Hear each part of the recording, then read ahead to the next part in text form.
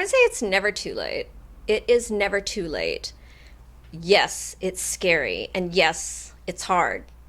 Just like anything in life can be. And I think it's really important to step out of your comfort zone. If you're scared to do it, don't be scared. But if you are, do it scared.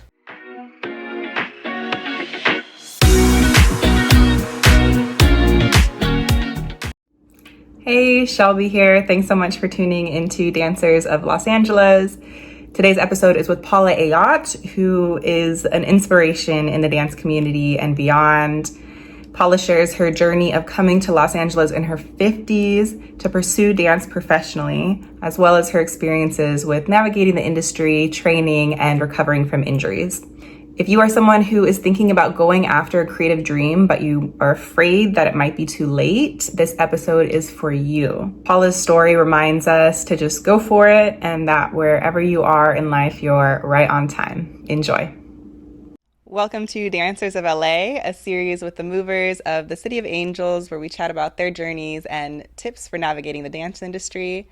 I'm Shelby Lawson, and today I'm with Paula Ayotte. Thanks so much for being here today. Oh my gosh, thank you for having me. Yeah, I'm so excited to dive into your story. And yeah, you're just such an inspiration in the community and moving the needle in so many important ways. But first, a little bit about Paula.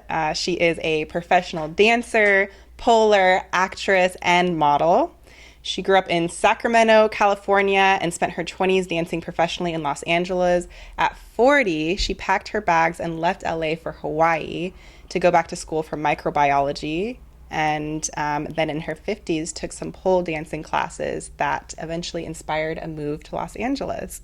She has trained with and been recognized by some of the greats in the industry, such as Galen Hooks and Tia Rivera and Cameron Lee and many, many others, and has worked with big brands such as Uggs, Asana, has appeared on TV shows such as The Ellen Show and Kelly Clarkson Show. She's done it all. And lastly, she is just proof that it's never too late to chase your dreams and that no matter when you start, you're always on time. I love that. I love that. You are on time.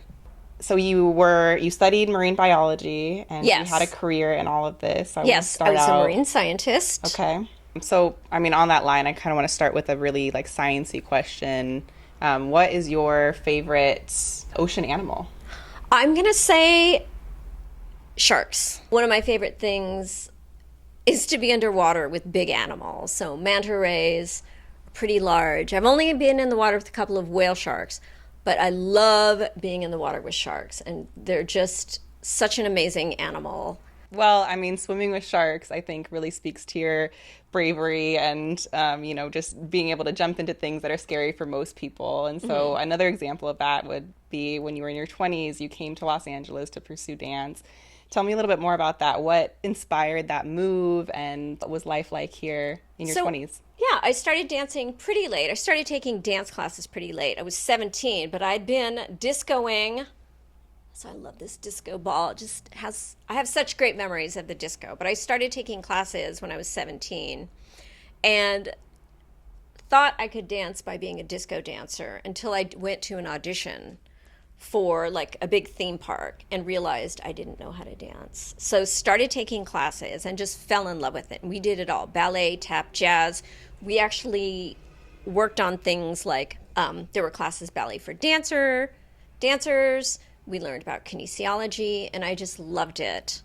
And then there was a point where I don't know that I wanted to go to school, but I wanted to move to LA, and I ended up going to Long Beach State for about a semester and a half because I realized the classes I really wanted to take were in Hollywood. So I kind of left college and moved to Los Angeles to start taking dance classes. Okay. And I just loved it. I heard you speaking on another podcast and sharing about your time in school when you went back to Hawaii and how you were able to find a lot of opportunities with professors because you kind of had this experience as an older student and they saw you be really eager to learn and really Yes. proactive. What are some of the things that you are experiencing as like an older dancer that are a benefit in the industry?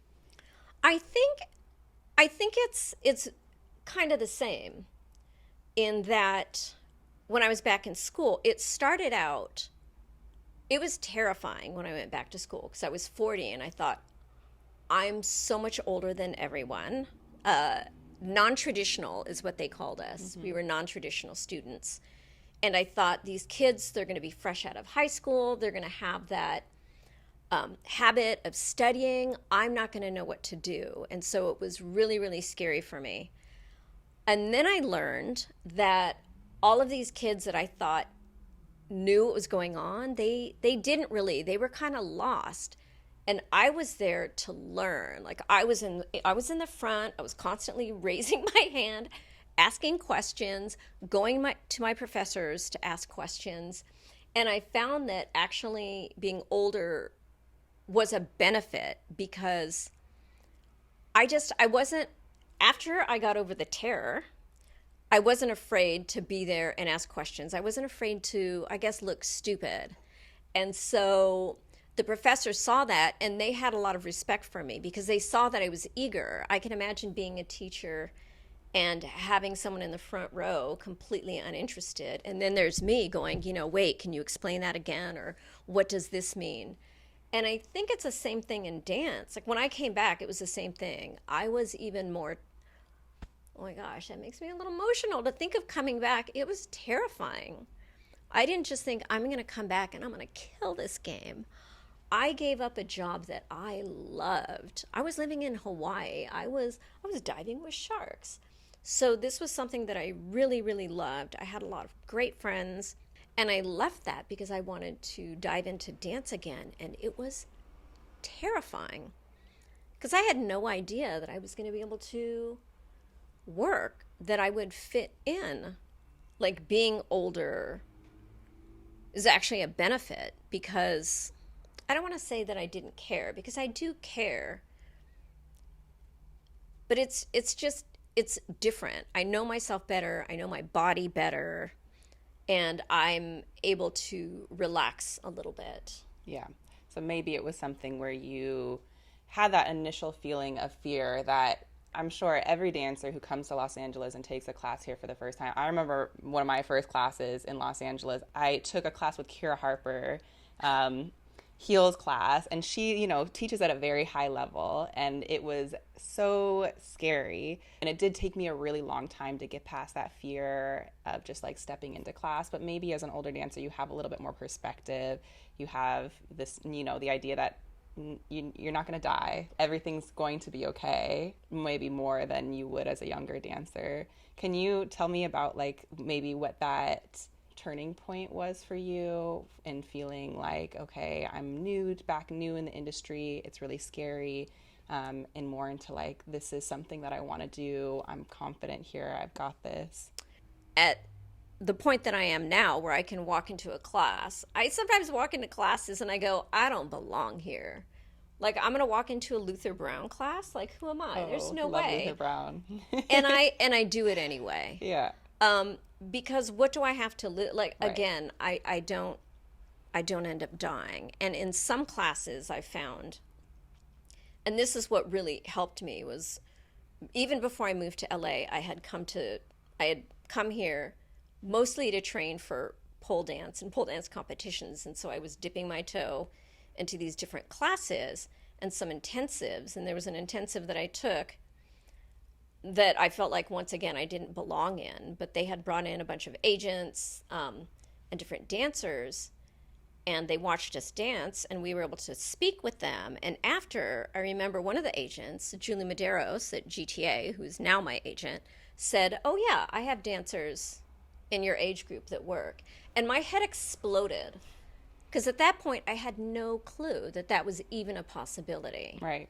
No clue, because I thought when I was going to meet these people, these agents, people like Brian and Scott Nicholson, that they were going to look at me and pat me on the head and go, that's so cute that you're doing this. And not, instead they said, oh, They yeah, just said, there's "Oh, a yeah, you spot could for you. We dance." have a job that we could potentially book you for.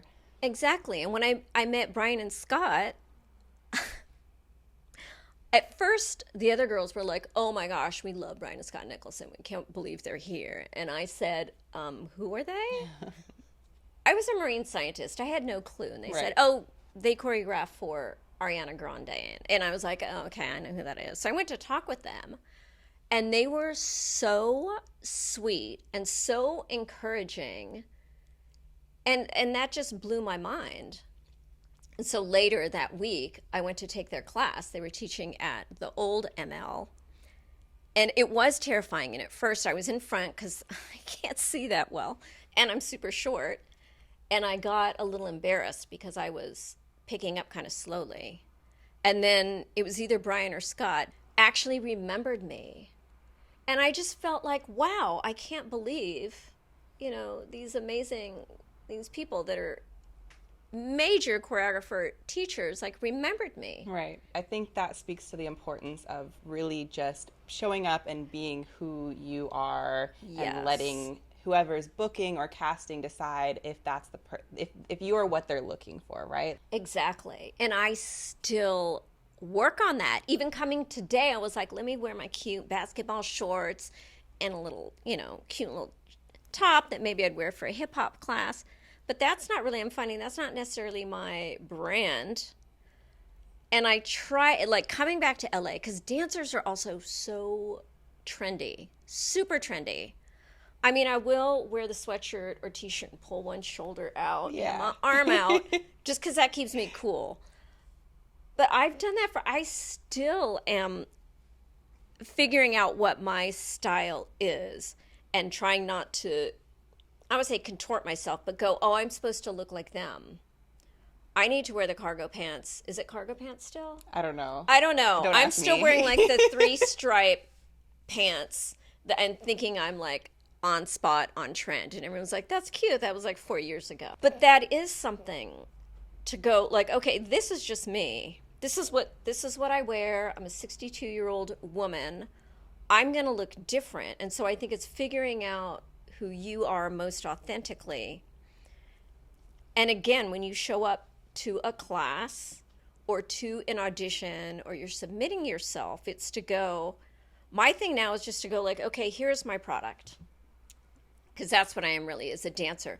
This is what I can do in this exact moment. Like I like hip hop, I like house, but I'm not really super versed in those styles. But let me show you what I can do well right now in this moment. And if it's what you're looking for, that's great. But if it's not, I understand. It's like my product is not for you.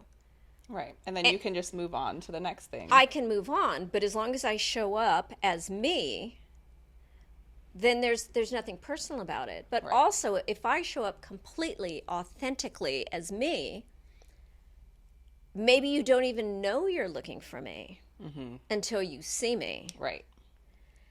And usually if that happens, that means I look completely different from everyone else. I'm not trying to mold myself to fit in. Switching gears just a little bit, you recently had a pretty big operation, a partial knee replacement. I did. Can I show the scar? I'm just gonna. Yeah, go for it. Oh my gosh, I'm gonna knock things over. This is what happens when you have surgery. You just like knock into things. Anyway, Oh my so gosh, look I at don't know if that. you can see it. And I just saw my orthopedist. He said that was our last visit. So this was 3.5 months ago. I had a partial knee replacement, and I'm doing great. It's been 3.5 months. It's probably going to be another couple of months before I can fully get back to what I was doing. And it was just time. There was no major injury or something that happened. It's just, I've been in PT for my knee. This was probably, I'm in PT still right now. I have to go right after this. I've been in PT for, I'm just going to leave it open like this. 'Cause I kind of like it. Little fashion statement. But I've been in PT this is 3-4 times for my knees, just because I do a lot. But then I started doing like house and hip hop and dance hall, which are very like high impact, a lot of twisting, a lot of torsion. Yeah. And that was not good for my knee. And so I was in pain for probably about 1.5 years. And I decided finally went to the orthopedist. He said I was a good candidate for a partial knee replacement, that I could get back to most of what I was doing. So I decided to just do it. Yeah. And it's been, the word that comes to mind is great, even though it doesn't always feel that way, because I'm Right. I'm so sure it has been very painful and also frustrating to not be able to take the classes that you want to and move in the way that you're used to moving. Yes, I feel like I want it to be faster, even though I told myself it was going to be 6 months, 9 months, a year. Yeah. And I'm already back in some classes, not all of them. And that was a really good learning for me, that sometimes I feel like, or I have felt like as an older dancer, that somehow I'm lacking because I'm not able to do physically some of the things that the younger kids are doing. Especially, and not even that jobs that hire this, but the competition type stuff where they're doing a lot of gymnastic type things, or really difficult things. And I feel like, well, I can't do that. I never was able to do it, really, but I can't do some of the things I did that when I was younger. And now I'm realizing, like, now I can get back to dance class, and I've already worked professionally as a dancer post knee surgery, like a month ago. Oh, wow. And so I'm finding it's like I don't have to be able to do all of these things, even though there are, 500 things I can't do. There are about 1,000 things that I can do. Yeah. And there's really nothing like a physical injury that to remind you of all the things that you take for granted that you do every day. Yes. Just even getting up, not to mention all of the things that we do with dance.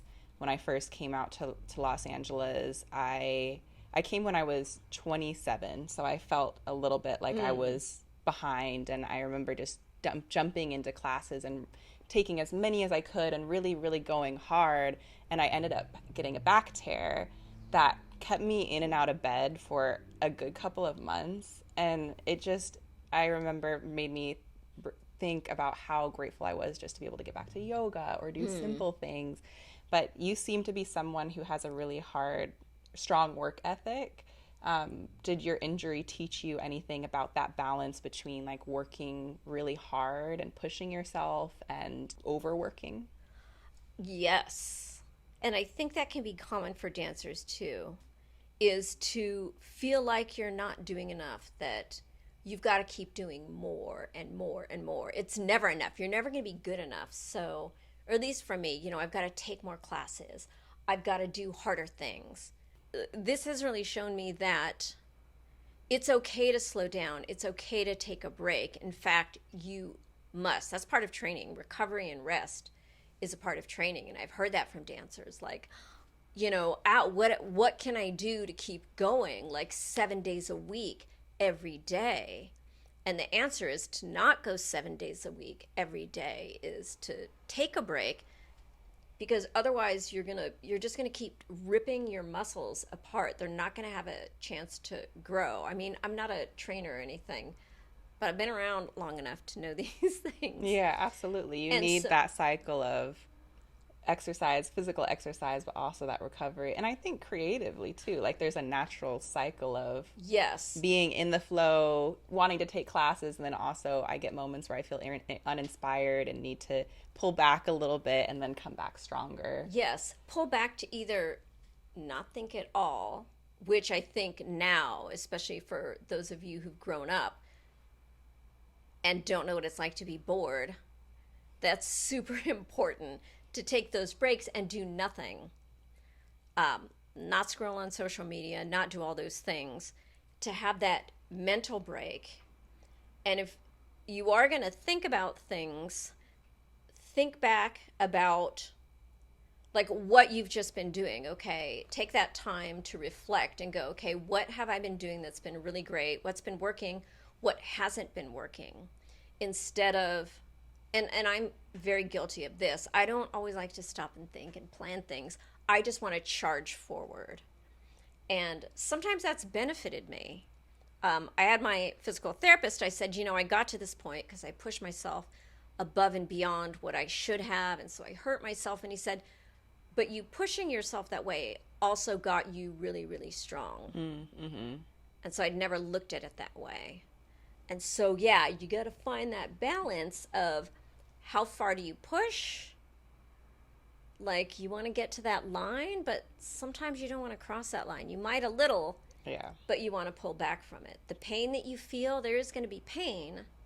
What did I hear? There was like a trainer who said it's like you want to, sometimes there's a threshold of pain, but you just want to look, you want to look into the pain cave. You don't want to go, you don't want to You don't want go to go into into it. the You just pain want to, you cave. want You to just want to look and peek see. around the corner Yeah. and go like, okay, that's where it is. That's a But great then, visual. but then I you like back that. off. Yeah, and sometimes, unfortunately, the only way of knowing what your line is to cross it. Is to So, cross it and you get injured, and that's not the end of the world. I yeah. know that there are people who go like, oh my gosh, I just want to fix this, and it's like that's going to continue to happen throughout your life.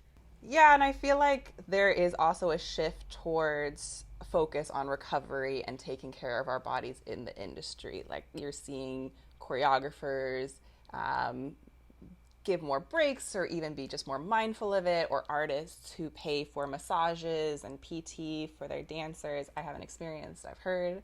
Um, but speaking of changes happening in the industry, I'm wondering what do you think that the industry will look like in the next 20 years, or what changes do you hope to see? Well, what I'm hoping to see in the next 20 years in the dance industry, and I'm hoping to still be, I will still be a part of the dance industry That's right. forever. What I would like to see is more dancers of all ages being used in projects, in just all projects. So, for instance, like I've worked on jobs that, there's a wide range of ages. Say it's a bar scene and you're doing the two step. So there's 20 somethings, there's 40s, there's 60s, and that's great. So it's just kind of a slice of life. Or there's something that's very specific, we need someone who looks like a grandma dancing, and she's sweeping the kitchen and the grandkids are running around, and that's great. What I would like to see more of, and I'm starting to see a tiny bit, is more age diversity on jobs or on things like music videos, like the Kylie Minogue Padam video, where I'll use that as an example because that was a really important And you were jump in for that me. music video. I was in that Yeah. music video. Let's make that clear. By the okay? way. And I think there were 8 of us. I should know how many. But I was just one of the dancers. I wasn't the older dancer. I was just one of the dancers. And it wasn't super hard choreography, but I was just so excited to be a part of that because why not? That was Kylie Minogue, who's also in her 50s. I would love to see dancers working with artists like Paula Abdul or J-Lo or Janet, who are a little bit older because those are older artists. But also, I'd love to be doing Savage Fenty. Hi, Paris. Or working on, like I've seen a lot of ads lately. Kudos to like the dancers who just did that Old Navy ad that came out. And when I see things like that, Old Navy or maybe some restaurant thing, I think, well, I wear clothes. I eat at restaurants. I drink beverages. So why not have that segment of the population represented? Yeah. And as I get older, I think that that's really important for that. I feel like I'm shouting now. My voice is getting really loud because I think it's so important because people my age do not often see themselves represented in the media. And so if you do, often it's for a pharmaceutical because you're dealing with your heart disease or your Right. arthritis. And so I think people just think, oh, that's what getting older is. Is these specific. So what I'm hearing you say is that you want to see roles for older dancers, older actors that aren't like the grandma role, that aren't based around these ideas that we have about getting older and are just kind of people living their everyday lives, which makes a lot of sense. Is that kind of accurate? Yeah, I think that is accurate. People want to see themselves as being vibrant and healthy and active because I see a lot of that mindset. You know, when I go to dance class now, especially the like over 40 dance class, that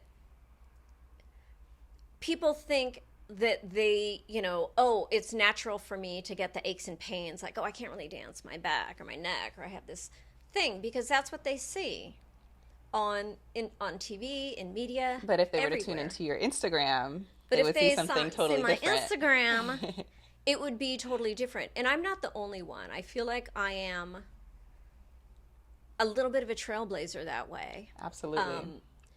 And because I am seeing older dancers now in classes that are not just the over 40 classes. I'm seeing people taking Dexter Carr's hip hop class, or Zonta's heels, or classes that you normally wouldn't see older people in. So I really want to see more of that, and to be an example that you can not just work as a dancer, but even to just take class, because Yeah. there's so much joy in it. There's so much to be gained. Yeah, and it reminds me of that phrase in the inclusion representation space that you it's hard to be what you can't see. And so I think that we've seen this wave towards greater representation of all sorts of people, whether it be based on race or sexual orientation or body size or ability.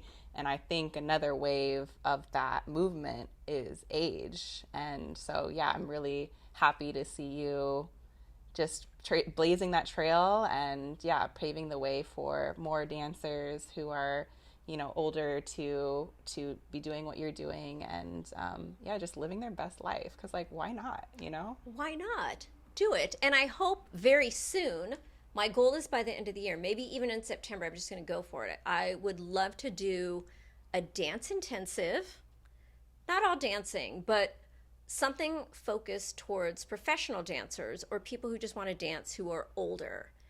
And that's something I have not seen at all. Lots of dance master classes, tons of intensives, but nothing specific for older dancers. And I think I have a lot to share. And I obviously have a lot to say, because I always do. But I would love to do that, because I think that there are so many people out there that would love to even just take a dance class, or maybe attempt to step back Absolutely. into professional dance. It's something that the industry needs for sure. Yeah, industry, you need it. And to that person who wants to take a dance class, who wants to maybe get back into the industry but might feel like it is too late, what would you say to them? I would say it's never too late. It is never too late. Yes, it's scary, and yes, it's hard. Just like anything in life can be. And I think it's really important to step out of your comfort zone. If you're scared to do it, don't be scared. But if you are, do it scared. Do it anyways and do it scared. I think that is great advice for dancers of all ages. And Paula, I just really appreciate you and your time and all that you shared today. For anyone watching, follow Paula on social media. She's on Instagram, she's on TikTok. Anywhere else I'm missing? Um, those are the main ones. I'm on Facebook, but barely. Okay, all right. Well, Facebook too, if you're on there, and watch out for her course and all of the other many things that I'm sure you'll be up to. Thank you so much for having me. Yeah, thanks Thanks for for being listening. on.